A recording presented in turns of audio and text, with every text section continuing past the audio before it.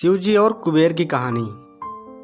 आज की कहानी देवों के देव महादेव भगवान शंकर के बारे में है, या यूं कहें कि भगवान शंकर और उनके भक्त कुबेर के बारे में है। सच्चे शिव भक्तों को यह कहानी पूरी जरूर सुनना चाहिए।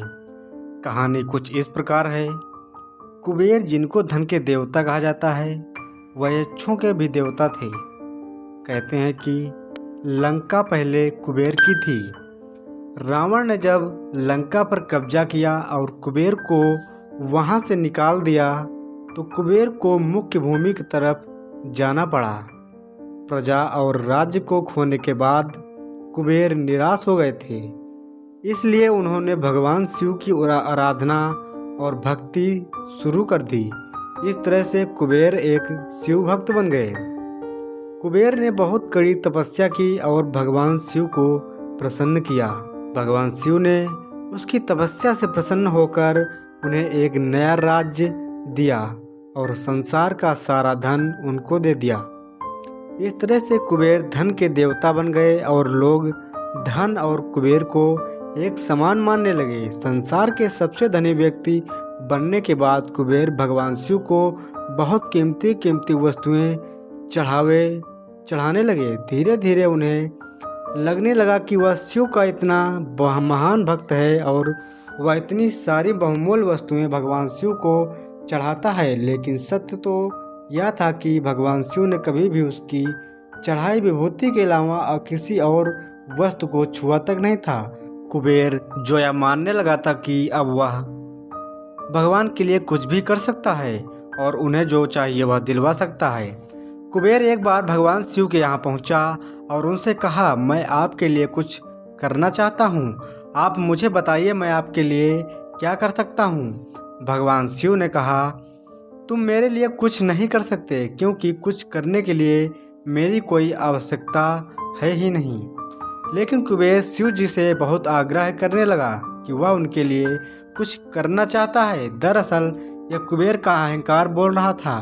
भगवान शिव ने अपने भक्त को सही मार्ग पर लाने के लिए एक लीला रची। शिव जी ने कहा, देखो कुबेर, मुझे तो कुछ भी नहीं चाहिए। अगर तुम करना ही चाहते हो तो वह जो बालक है, भगवान शिव ने गणेश जी की तरफ उंगली दिखाते हुए कहा, वह हमेशा भूखा रहता है। उसे एक दिन अच्छे से पेट भरकर भोजन करा दो, बस इतना मेरे लिए काफी होगा। कुबेर ने मन ही मन सोचा कि भगवान ने मुझसे मांगा भी तो क्या, एक बच्चे को भोजन खिलाने का।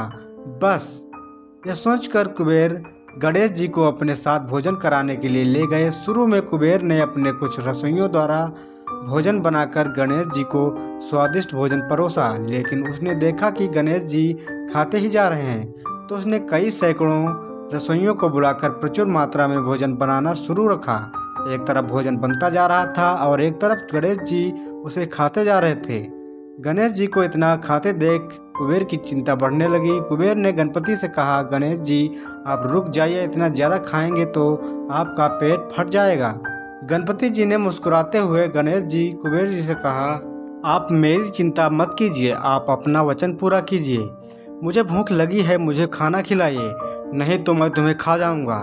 कुबेर का अहंकार खत्म करने के लिए गणेश जी ने इतना खाना खाया कि कुबेर का सारा खजाना खत्म हो गया। यहाँ तक कि कुबेर को दूसरे लोगों से भी खाना मंगवाना पड़ा।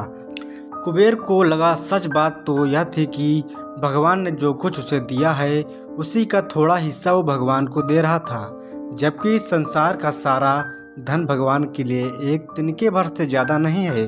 उसने भगवान शिव के पास जाकर अपनी गलती की माफ़ी मांगी और उस दिन से उसकी जीवन की दशा बदल गई। दोस्तों, भगवान शंकर कितने दयालु और भोले हैं, इस बात से हम सभी परिचित हैं। वह अपने अच्छे और बुरे सभी भक्तों पर अपनी दया दृष्टि रखते हैं। पूरी कहानी ध्यान से सुनने के लिए धन्यवाद। भोलेनाथ आप सभी को सुखी रखें।